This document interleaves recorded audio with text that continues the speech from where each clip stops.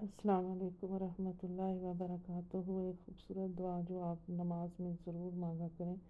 اللہم انت ربی لا الہ الا انت خلقتنی انا عبدک وانا علی عہدک ووعدک ما استطعت اعوذ بک من شر ما صنعت ابوء لک بنعمتک علی ابوء لک بذنبی فاغفر لی فانہ لا یغفر الذنوب الا انت۔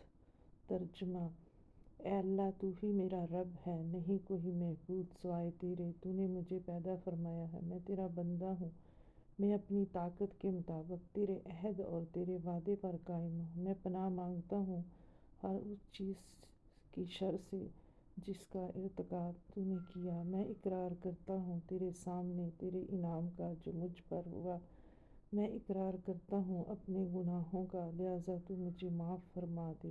بے شک گناہوں کو تیرے سوا کوئی نہیں معاف کر سکتا۔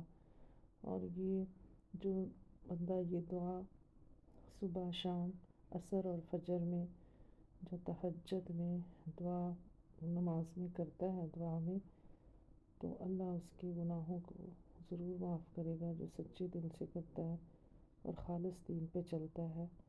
تو دین کا خالص ہونا بہت ضروری ہے۔ جو لوگ اللہ کے ساتھ دوسروں کو بھی شریک ٹھہراتے ہیں تو ان کی کوئی عبادت قبول نہیں ہوتی، چاہے وہ نماز، روزہ، حج، زکوٰۃ۔